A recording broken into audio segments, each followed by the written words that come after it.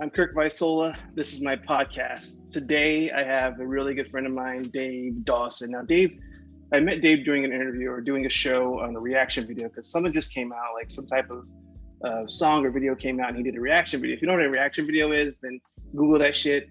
But what I'm going to tell you now is that he and his former partner, Kev, were super entertaining.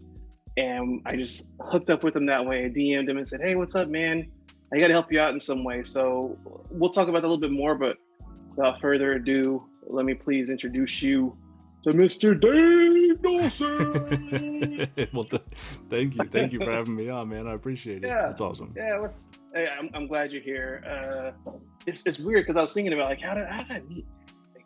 Because we'll DM each other all the time on Instagram and I met you because I remembered I listened to like a reaction video I did. It was either for like something new the image just dropped or something like that. And I was like, the Kamikaze album, I think. Right. Yeah. And I said, oh man, your guys' logo's booty. Let me help. I didn't say that, but pretty much said that. So I kind of DM'd you and sent you some stuff. I actually I have one of the ID sweatshirts, the one with the mic, but it's all faded out now, and I might get an iron on and just re-up it. But there you go. Yeah, that was cool. Those were sick. Those logos were sick, man. I remember I was so stoked. We were just, we were doing videos, and then that Kamikaze album dropped. We did the reaction videos, and then our, the following kept growing, like spiked like in a week. We went from 1,000 subs to 10,000 subs in like a month, and it just happened really fast. And we were like on cloud nine, like this is crazy, like we're famous or whatever, this is nuts. and then you came through the logos, like we have a logo, like this is so cool. And they were so sharp. Everything you've ever sent me, I'm like, this is the coolest thing. It's so cool. I've always been appreciative of that. Of course, man. And the thing is you were like on fire, and that's how I found you, because I just typed in reaction videos and everybody's reacting like, oh, this is crazy. And then I had to contribute. And a lot of times I reach out to people that I admire or that I have respect for, or do something. I'll just DM them, be like, hey, I really like what you did. And there's never anything that's like, I don't know if I'm going to do something. I was just inspired to do something, but usually it's just like a common acknowledgement of, hey, I appreciate what you're doing. I like what you're doing. And a lot of times people are like, who the fuck is this? Like, what the fuck is this? Right. But it's like in LinkedIn, like on LinkedIn now, people send you, hey, I saw we have some common connections. Let's connect. Really? It's like, hey, right. And then like, hey, nice to connect. And it's, hey, did you know that you could refinance your home for only, and you can do this and that? It's like, motherfucker, like that's why I don't answer this shit. I thought you liked me. I thought you really liked me. That's how it feels, man. But no, so if I reach out to someone or I try and make it as genuine as I can. I try to think of something that I saw that I liked, or just something that they said and I call comment on it.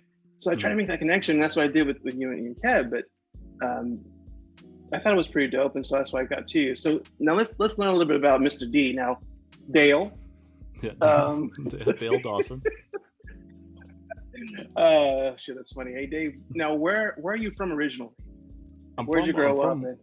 I was born in, technically the hospital was in New London, Connecticut, but I lived in Groton, Connecticut most of my life. It's all in the southeastern Connecticut, like New London County. It's like, 8 towns or whatever.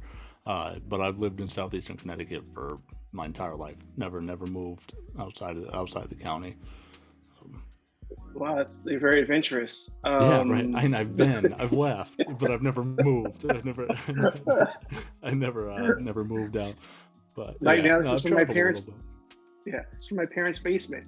Yeah. They said you traveled a little bit. You said. Yeah, I traveled a little bit. I've been to. I think the furthest west I've been is. What's more west, Chicago or St. Louis? St. Louis. I don't know. I'm not a geography major. Shit, I just look on the map and point. Either Chicago or St. Louis is the furthest west I've been. I went from Florida to Maine, up and down. There's the highway here, 95. You can take it from Maine to Florida, so the entire East Coast you can take. So I did that. Been to Canada a few times. That's the only other country I've been to. But wow, so you do some traveling, man. It's weird that you're that cultured without any real world experience. I mean, you're just basically like You're like Goodwill Hunting. Sorry, man. Basically, that's it. If you see me doing the formula, fucking shout heads. Yeah. That's it. Just cleaning hallways and doing math. That's about it. There it is. Writing up on the walls. Now, I only know you from your action videos and instant and talking on occasion, but we never got into the details of your personal life. Like, what do you do for work? Like, what's your day job when you're Kal-El and not Superman?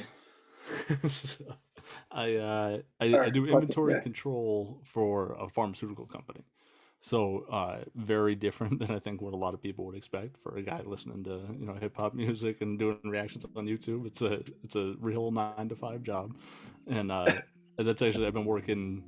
That's kind of progressed over the few years that I've been doing content creating. So first it was warehouse work, and then warehouse management, and then inventory control now. So it's just kind of been an evolving position there. I've been for the same place for 8 years. So, kind of been locked in there. The place I worked before, I worked for 5, and then the place I worked for before that was 8 years. So, like most of my work. I'm not asking for a fucking resume or work history. I was just asking. Just wanted you to know that I also volunteer at. Some of my accomplishments, if you want them, played varsity football. I didn't really, but. Yeah, that's funny. One of my really good friends, I'm gonna have him on here too, but I wanted to get you guys together because you're both dudes that I would never think, and I'm just being stereotypical. He's a white guy, glasses, CPA, right. But yep. he is like an encyclopedia of hip hop, and he just knows all these, awesome. Like a lot of underground rappers and a lot of new rappers. He's like, oh, check this out. I have to go to him because I didn't grow up listening to hip hop. There's a couple things, like, of course, like you have your big stars like LL, of course, everybody knows LL Cool J and Sugar Hill Gang and 2 Live Crew and like all those NWA, but then I listen more to like classical music, and I listen to 70s R&B. My mom and pop had albums of like Earth, Wind and Fire, Brash Connection, awesome. Brothers Johnson. So that was stuff I grew up listening to, even Michael Jackson, and I haven't listened to a Michael Jackson album since he became Michael Jackson. So it's just kind of like, and it's just a weird thing for me, but what made you get into hip hop? Like, what was it that got you into it? Your first album or song or?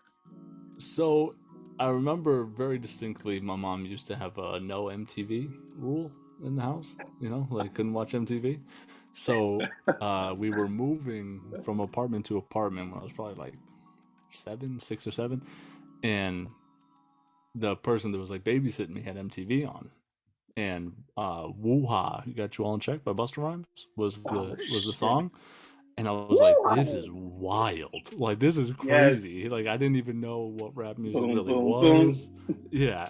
Just boom, boom, boom. That sounds great. And I was like, this is crazy. The video was wild, everything. And I was like, this is wild music. I like this a lot.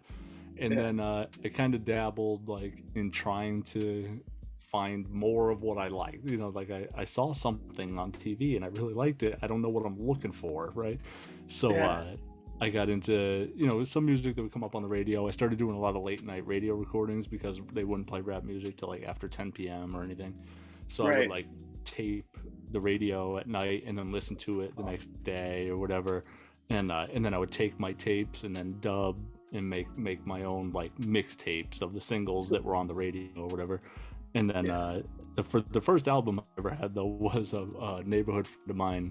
His older brother had Volume 2, Life and Times of Sean Carter Volume 2 by Jay-Z, and he dubbed it for me because I heard Hard Knock Life on the radio. And I was like, hey, do you know what that is? And he was like, yeah, I have the tape or whatever. So he dubbed it for me. And then my mom caught me with an unedited Jay-Z tape or said, where'd you get this from? I was like, I found it on the street or whatever. And that's insane. So then that was it. So for those of you listening, just to let you know, a tape is something that old people used to record music on off the radio. You press and play and record. Yeah, I do it at the same time. Yep, and then it's like also like old VCR tapes. Like that shit's just forgotten. But there's something that's so nostalgic about you saying, I recorded music at night. Mm-hmm. because I remember my brother used to sleep with the radio, and the first time I heard "I'm Going Back to Cali" Mm-hmm. was one night I woken up and I heard it like, "I'm going back to Cali, Cali," and it was raw and real low. I'm like, oh, that was a cool song. But then he had this car. He still has a car that bumps like hits, and so he play that song, just like the bass line in that when it first came out. I was like, oh fuck, that's insane. Cool. Yeah. That's awesome. Yeah, but so that's one thing. Did you ever follow like the whole East Coast West Coast rivalry? Like, were you thinking young. like, I was young, you know. I was born in '86, so I was like about nine. No, but I knew of it, you know, like okay. I knew what was going on, and especially like at school or whatever is a big topic. It's something I've definitely like went back and did the whole encyclopedia type work on it, like what happened here and like it was always something I was really interested in. Of course, it's a wildly unfortunate ending to it, but there was an element to it that just captivated the entire culture of the music, right? Like it was it's like nothing else was happening. It's like the world stopped, and then it just, you know, this song would come out, and then the world would rotate on its axis for a little while. Then a response would come out, and then it would stop, and then everyone was talking about it. And then you had like the Source Awards, or right, was that where Snoop Dogg came out? With Snoop, yeah. And it just was like crazy. And I remember it being topical and being really interested in the topic as a kid. You know what I mean? Like being younger and wanting to know more about it. And then definitely as I got older and able to understand a little bit more, it's definitely one of the more interesting moments in the genre, for sure. I mean, again, it's awful what it led up to. Yeah. But historically, I mean, like you know, there are people that go back and, you know, there are like war historians and stuff, right? And it's like, think about how many people, you know, lives were lost. Then it doesn't make that history any less interesting. It's just, you know, it's tough. It's a tough ending for what could happen, especially when you think about the potential of the two major artists involved, right, with Biggie and Pac. Yeah, like right. You know, they had many years to go in making music, and especially the evolution of Pac, I felt like, as he was like when he came on Machiavelli. Yeah, dude, when he came on Machiavelli, and it was just like he had a chance. He was a genius. I mean, he was literally a genius. He had a chance to really think and really learn what he wanted to do while he was in prison. It seemed like he kind of reinvented himself there and was really ready to make waves. And I think that I just don't trust people, man. I still think the government did something. I don't fucking trust anybody. Yeah. But it was really sad to see, and I think also too for me, like if you see new hip hop people, who was it that got Diego, right? That's his name now. There's no what was his name before? Little Xan. Yeah. Right. Yeah. He was asked, "What do you think of Biggie?" He says, "Boring." Right. Like some of the most lyrically sound and rhythmic and poetic shit you're gonna hear is from that dude, and he's definitely in the conversation for greatest of all time. Like if you were to say, "I think he's the greatest of all time," I'm not gonna say, "Oh, I don't believe you." No, that's you can argue that he was, and for him to say, "Oh, it's boring," it's like what do you think now of how music's progressed? Like for me, there's some stuff that's like, okay, I can get with that. Like I like Cordae. I like Cordae. I like Tyler the Creator. I mean, it's like, and they have a little bit different take on things. I love JPEG Mafia. My son got me into that, actually. Really? See, I haven't really given them a chance. I've been told about them. I haven't really like bent my ear to them much, so I'll have to. Check them out. I really like him. Like it's off the wall. It's kind of this. It's like if MF Doom met Death. What are they called? Death Grips. Oh, Death. Yeah, if MF Doom met Death Grips, you would have JPEG Mafia. That's what it kind of reminds me of. Yeah, because he's sound lyrically, but he just kind of does stuff. He has like almost like a Childish Gambino vibe, like when Gambino did it because the internet.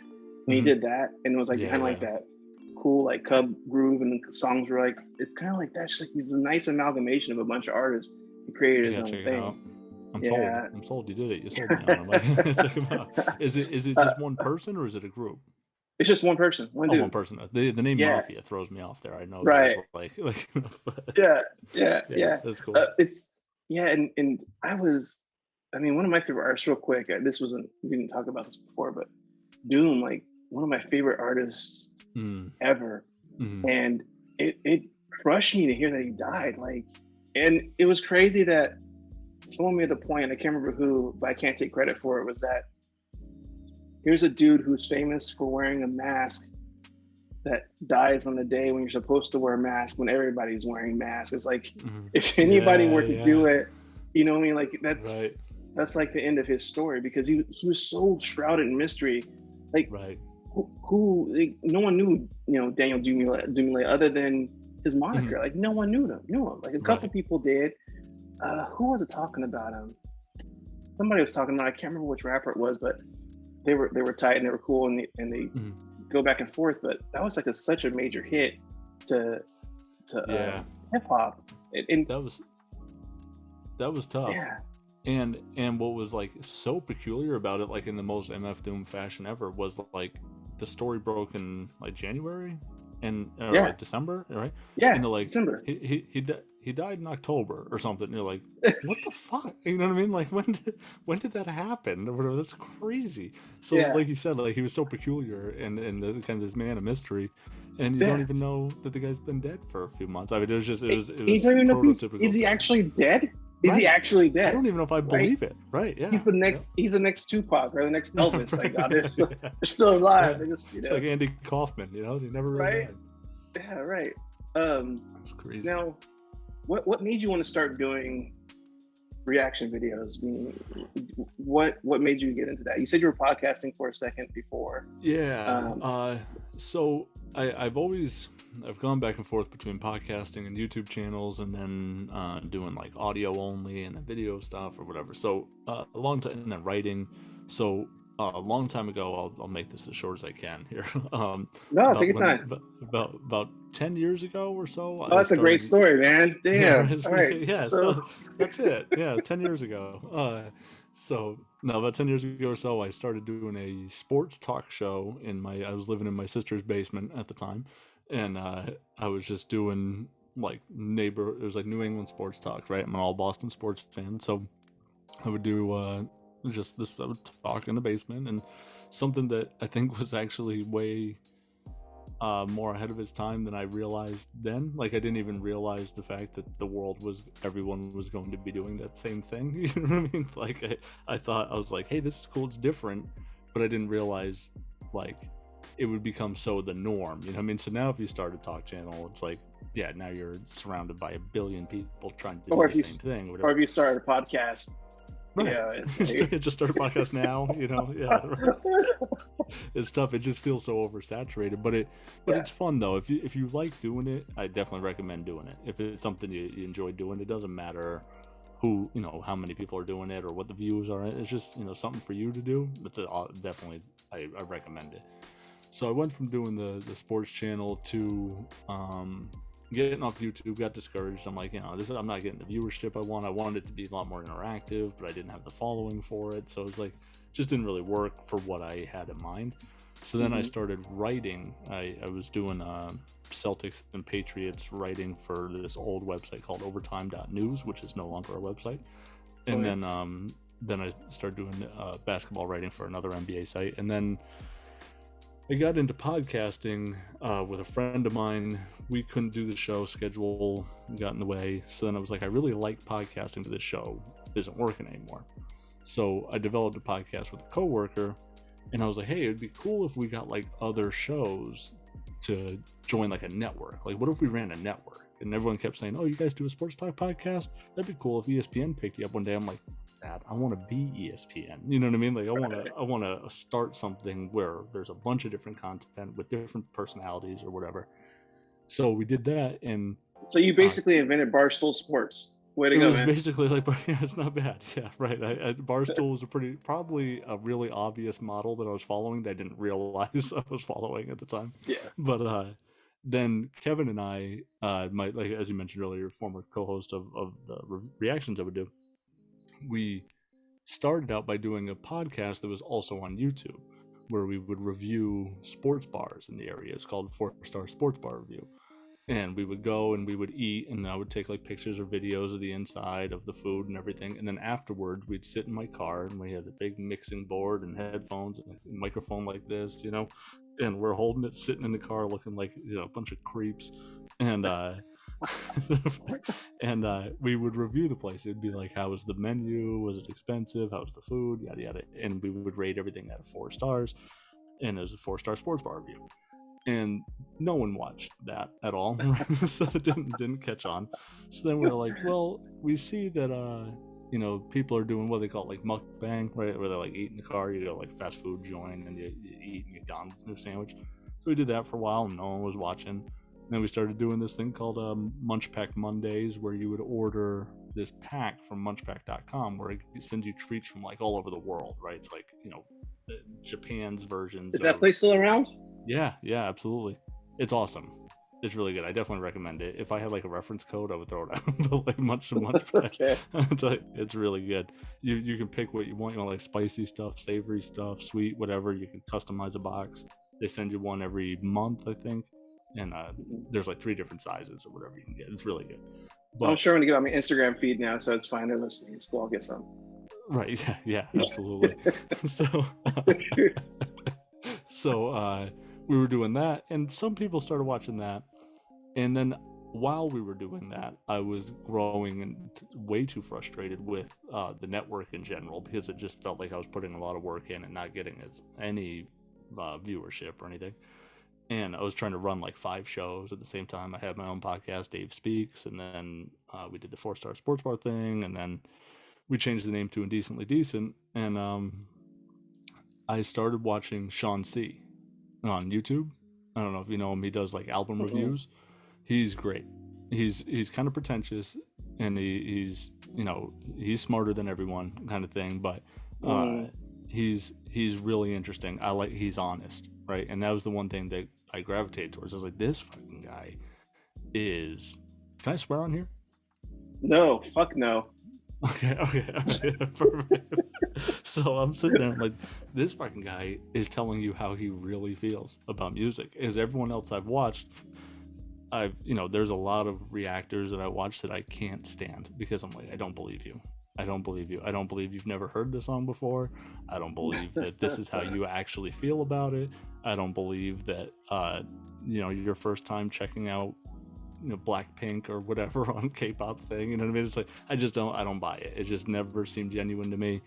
And I watch a lot of reactors cater to particular audiences, and it drives me crazy.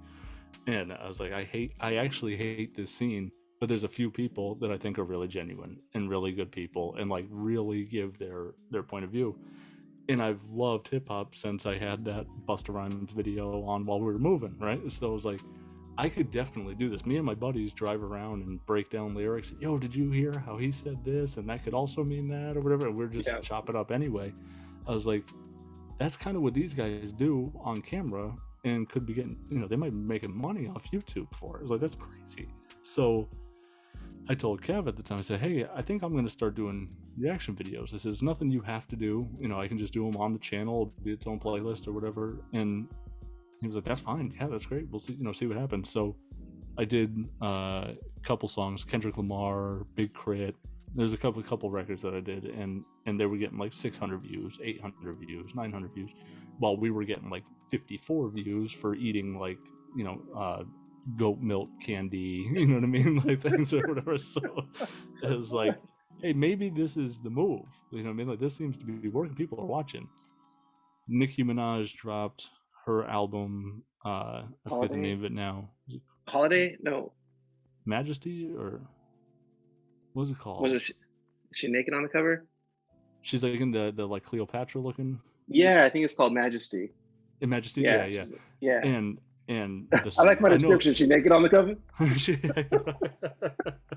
I'm like, that's all of them. Very descriptive. It's like, which one is it? She. Yeah, I knew what you're talking about though. Yeah, she had that song with Eminem on the album. So I told Kevin, I said, you're a big Eminem fan. We should do this reaction together. I won't listen to it we'll print the lyrics out, and then you can join, you know, because people that have watched the other videos know us together. It's a good way to get you into doing it. So we did it, and that got 1,000 views in a day, and we're like, oh man, this is awesome. And then we started climbing up. Like now we have 600, 700, 800, 900 subs. We're like, we're about to be monetized. Like this is happening really fast. 3 weeks later, Eminem drops Kamikaze with a surprise album. And at that time, Eminem was, you know, people consider him corny, or they, you know, like he's overly hated on, but he still drew the attention. Yeah, after Revival. So when he dropped Kamikaze, it was one of those, it stopped the world for a minute. Like, whoa, he's talking about everybody. This is crazy. So like everyone stopped and listened, and reactions to that album are better than any other reactions to any of his other albums, right? Mm-hmm. So viewership wise.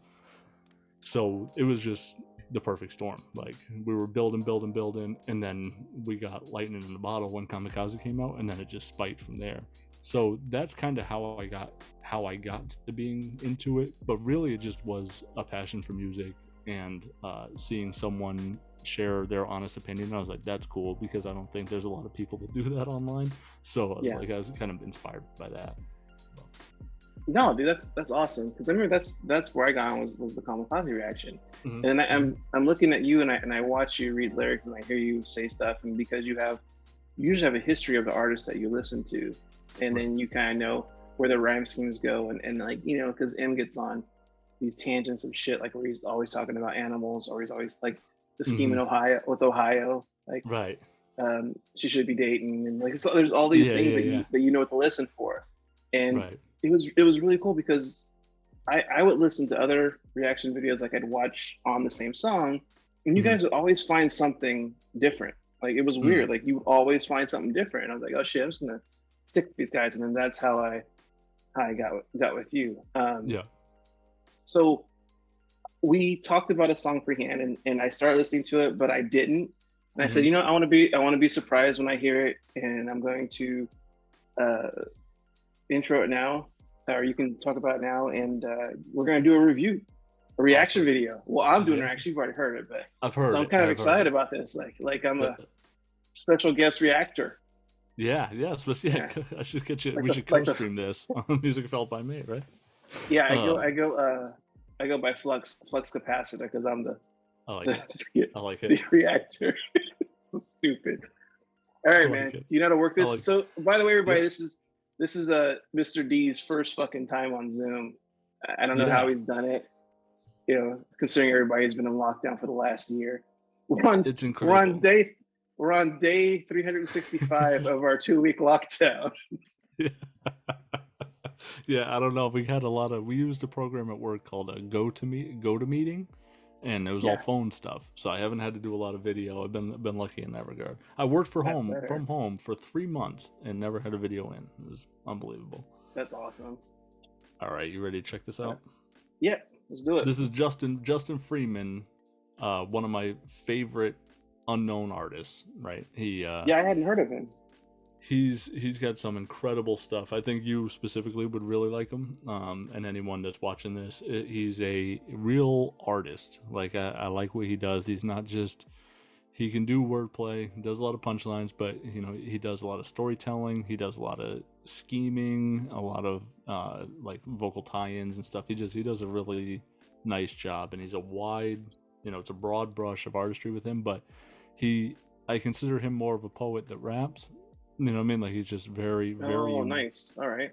So yeah, I think you'll like this. I don't know if you started. If you would stop introducing it, and we could just listen to it. Okay. All right. Well, just I might know. I know.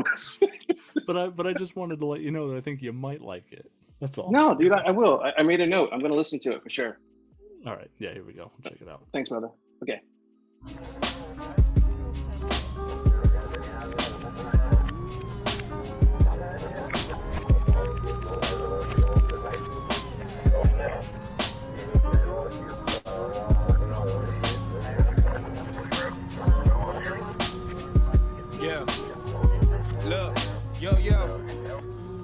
can only see black as his back's attached to the street. He reverses from his collapse and gets snatched back to his feet. His eyes open, the blood in the air and splats on the street make their way back into his skin with the bullet latched underneath. The bullet begins to exit, his muscles get reconnected. The bullet comes out his chest and the skin goes back to perfection. The bullet makes its way back to its home. Whoa. So he's basically doing a Tenet thing right now. Like he's telling the story backwards. Telling the story backwards. Holy shit. It's a lot like Nas's, was it Rewind or Reverse? Yeah. Yeah, Nas's, I think it's Rewind. There's a lot like that. Okay. All right. It's cool. You want me to bring it back? Yeah, and your control. I'm sorry. Your control. I'm just gonna follow your lead, but I Yeah, no, that's good. That's good. Yeah, if you want to comment on anything, definitely let me know. I'll pause it. And the skin goes back to perfection. The bullet makes its way back to its home inside of the weapon and goes back into the state it was in before its ejection. You hear a bang, and then you hear the kid ask why. There's tears flowing up his face and going back in his eyes. They drastically dry. The man with the gun says, "Stop, just shut up. You speak another word and you getting popped. I don't need a sermon from you, and F having a friend. And you heard me the first time, don't make me ask you again." That was after the kid had told him you don't have to depend on violence to get what you want, bro. We can actually win. The kid lowers his arms and turns towards his lap with the rim. His drinking chips fly from the ground and goes back in his head. Away from the thief, he freezes, afraid to react. Gun aimed at his back, and then the perpetrator in black tells the kid to empty his pockets and puts his gun to his side. Walk backwards back to that ride that he left there at Pump 9. Pretends that he's pumping gas, but it's all a form of disguise as he looks away from the guy as he walks backwards inside of the gas station that he was just in before he had died. And now the kid can see a man pumping gas but don't pay him mind. He tells the cashier goodbye, gives back the snacks and the change, and gets back the $10 bill that he had before the exchange. Picked up the Arizona and Cheetos and put them back. Arizona Dude, into the Cheetos there on the rack. That's my favorite part right there, where he says he walks into the gas station, says bye, and then hands back the Arizona and chips. Oh my God. And then he says, so he's like, he goes to put them back. Arizona in the cooler, chips back on the rack or whatever. I was like, oh my God. That's so cool. Yeah. It's so cool. It's such a skill to be able to tell a story so vividly anyway. But then to tell the story in reverse. Backwards? You know what I mean? Backwards is crazy. And it's painting this stupidly vivid picture in your head. Yeah, like you can see it all. Yeah, you can see it all. It's wild. Yeah, it's so good. I'll pump it back on here. All right. The cashier then replies by telling the boy hide, and the boy is telling them hi while making his way outside. Walks back to that Cadillac from 2009 with the rims on it, not knowing that person at Pump 9 has thoughts of drawing his weapon and catching them by surprise. Cause a car of that make and model ain't easy to come by. Then the kid starts up his car and he leaves instead of arrives. Thinking about how hungry he is the entire time. The kid drives in reverse, no food places on either side, and thinks, I'll just go to BP. It'll be fine, 10 minutes of driving fast in reverse on the back road. He punches the buttons into his gate, now he's back home. He gets out the car, and then you hear him yell, okay. It's his mom at the front door, and then she yells, be safe. Walks past the flowers and fountain and back to where mom is waiting. Goes inside of the house to the end of a conversation. He's shaking his head, yes, to show that he knows what she's saying. She says, son, it is a crazy world. No misbehaving, and son, you have a very good heart. That gift is the greatest, and people aren't really bad, they're just lost. It's really amazing how the right words can make anybody worthy of changing. Then the mom goes right back in the kitchen where she was making some healthy crap he ain't want. The kid replies with excitement, saying, man, there's a party tonight and we got invited. The mom says, you look nice, but hold up, where are you going? Then she turns her head back to the point before she had noticed. Once upon a time. Crazy. Okay. So just talk me through it. What are you thinking? It's just the way when he says thanks, I'll just go beep beep, it will be fine.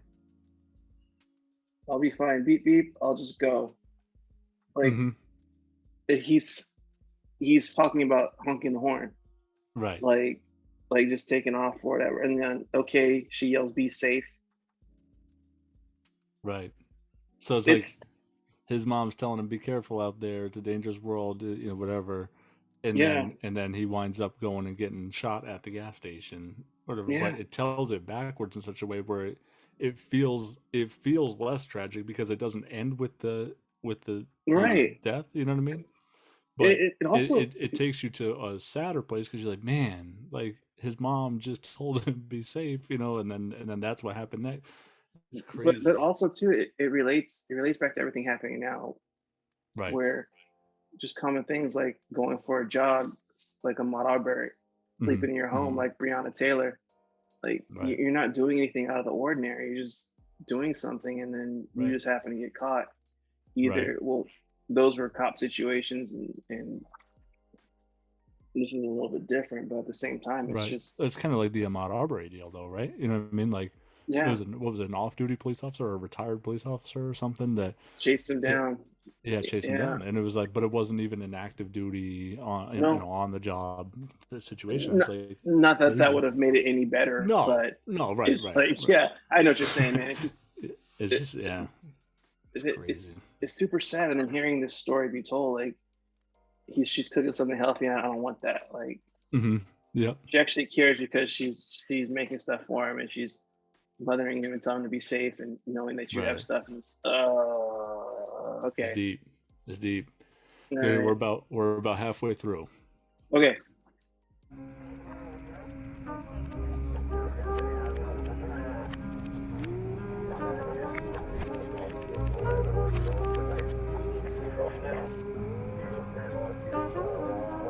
And this beat is just super like chill. It's perfect. It's perfect for this. Yeah. Now back to the gas station. The man just standing there and he's fake pumping his gas. Put the nozzle back in his place and then tightly puts on a cap. Gets in the car and looks away from every car that passed. He's hoping that he can find him a target to rob for cash. He starts the car, drives in reverse back to the block. And the whole entire time he's just thinking of where to stop. And he thinks, well, there's a station and I can wait in a lot. And it's about 10 minutes away from the people who carry guap. Okay, that's the plan. And he looks out for the cops as he backs in his neighborhood where there's kids throwing their rocks fly. He says to the people that carry guap. What's that reference to? Is that like slang for he's talking about? It's like money. Guap. It's like people that, like he's saying like this is where people with like a lot of money would be. Yeah. I'm old and I'm not hip, so guap. I'm gonna start using that. It's like an East Coast thing. I think guap. Okay. Guap was like yeah. Thank you. Thanks for the save, man. Because I'm no problem. No problem. I think it's like a New York thing. Don't worry about it. All right, cool. Yeah. Everybody knows that, man. Right. Yeah. No. It's just I wouldn't expect a West Coast guy. No worries. Okay. Yeah. No. Guap is like money to a lot of money. Okay. All right.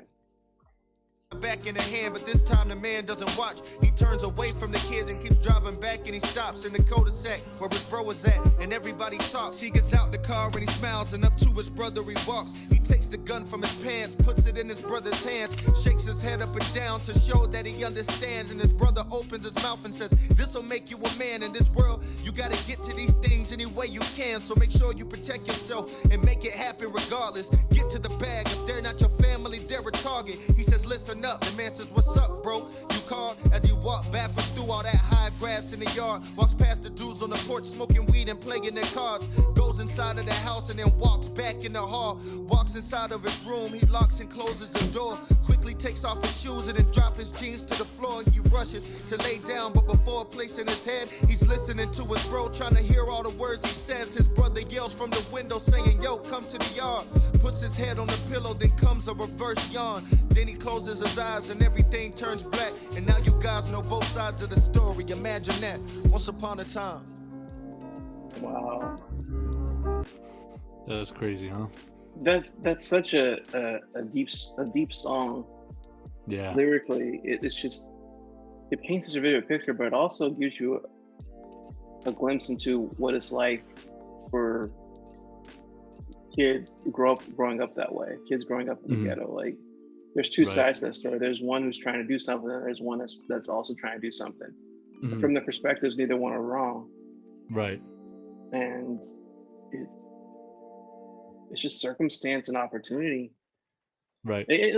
For instance, I was talking to my mom about this before, and people who've watched the last couple of podcasts will hear me say this, but there's no such term as black on black crime. It's crime. when you Right. when you say black on black crime, you marginalize or minimalize person color because you Mhm. make them less. You make them less than. Right. You make them less than who they actually are Right. by saying that it's just black people killing black people. Right. Yep. You never hear the term white on white crime. White on white You never crime hear. or Asian on Asian crime or anything like that. Right.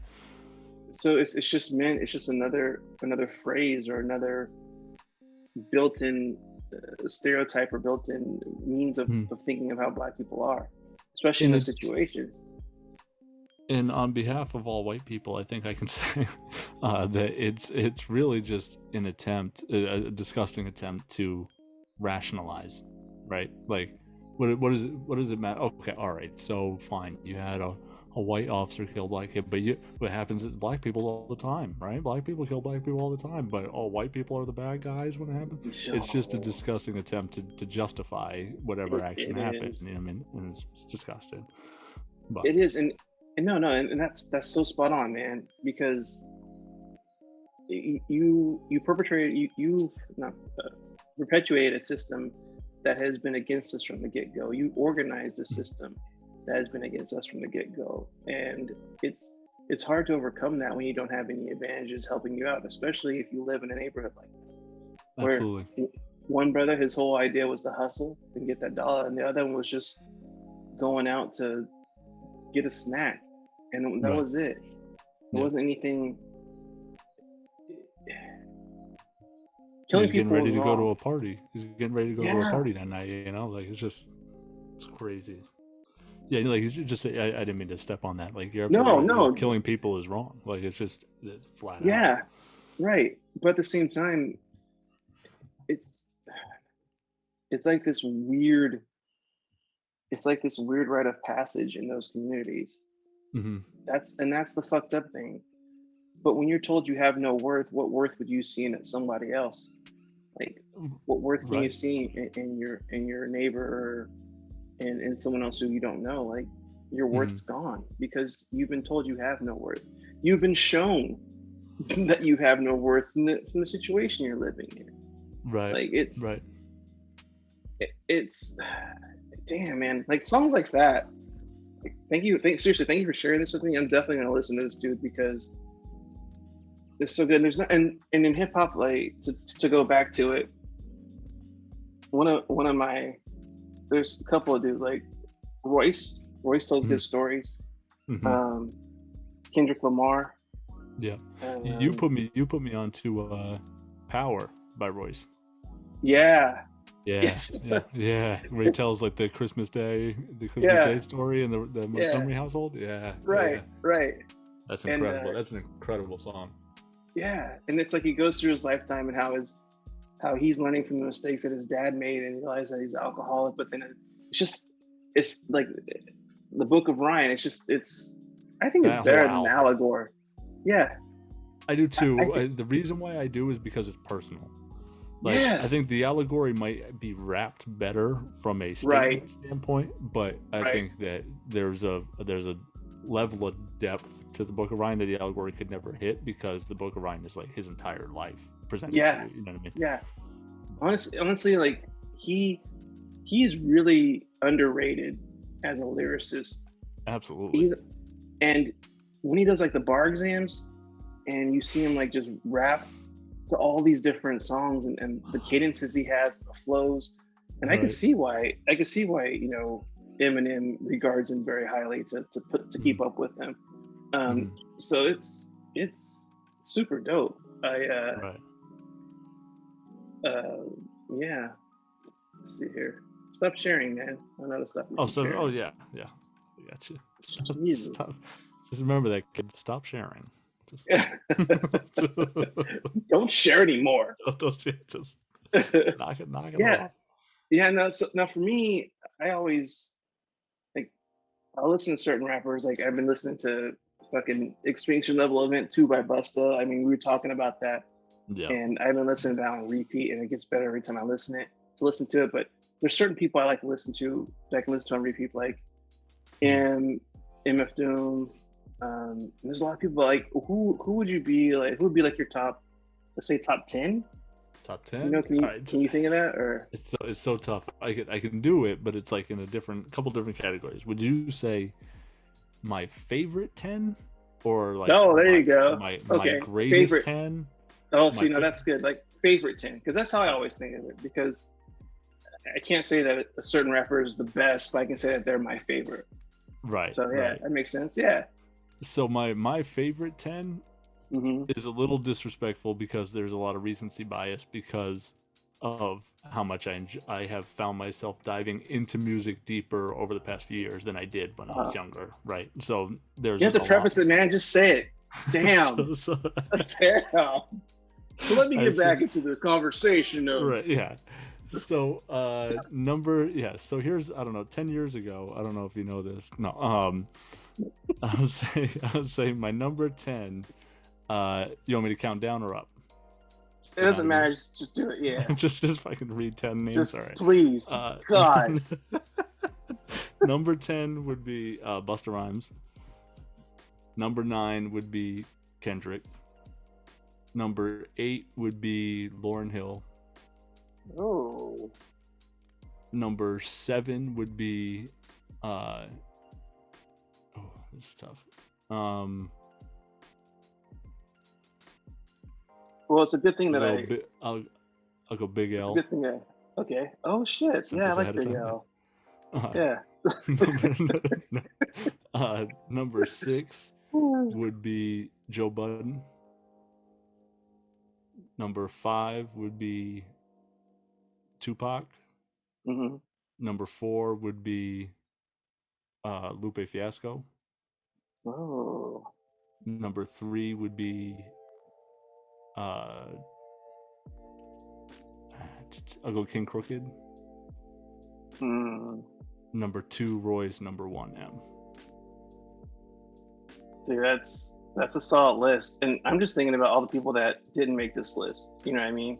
Right. But these are your favorites. Those are my favorites. Those are my favorites. And that's like, I would have. I actually replace. Who would I have number 4? You had Lupe Fiasco. Oh, that's tough. I don't know if I can do that. Jay-Z needs to be on that list too. I forgot. Okay. Well, you can go top. Jay-Z's. He's I'll definitely in there. Yeah. Yep. But like Nas is a guy that wouldn't make my favorite 10, but he would make my 10 greatest. Oh, got you. Right. You know what I mean? So like, I don't really listen to Nas like that.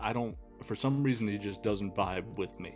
But I understand and can appreciate what he does and why he's great. It just, I don't enjoy the music as much as I do other fellas. So Nas that's understandable. He's a greatest 10, but not favorite. Yeah, sometimes people say, "Oh, that person sucks." It's like, do they, or you just don't like them? Because there's a difference, right? Like someone can say, "Oh, Tom Brady sucks." It's like, well, no, you just don't like him. That's like, it sucks like, that Tom Brady's beating you. Like, that's what you mean to say. I'm sorry to bring up old wounds. I'm still on the Brady camp. I was rooting for him. Good. I hope he wins 1,000. I want him to win 1,000 Super Bowls. Someone drew a cartoon of him in 2063. So Tom, it's your. Oh, God. It's like that. And his 55th Super Bowl appearance. Yeah. So everybody, Dave has his own channel. It's called Music Felt by Me. You can find him on YouTube. You can find him on the Instagram. And he does awesome reviews. He has tons of insight. He'll do a bunch of reaction videos and break them down much more than he did tonight, just because I'm sure he felt a little against it or whatever. But super fun to listen to him. Yeah, I didn't want to ruin the storytelling experience for you by breaking it up. That's nice. That's nice of you. And I probably wouldn't have got that. This is something I'll have to listen to at least 2 or 3 times. After this, I'll DM you a song too from him. Okay. You'll okay. You got it. Cool, man. Sure. So you guys be sure to follow him on YouTube's and the internet and the Instagrams. And that's it. So as my pops used to say, I like to buy you for what you're worth and sell you for what you think you're worth. That's a good one. That's a good It's one. so good. It's so good. And Dave, thanks for being here, man. And I Hey, thanks for appreciate having your me. time. And we'll talk soon, brother. For sure. Absolutely. Thanks again, man.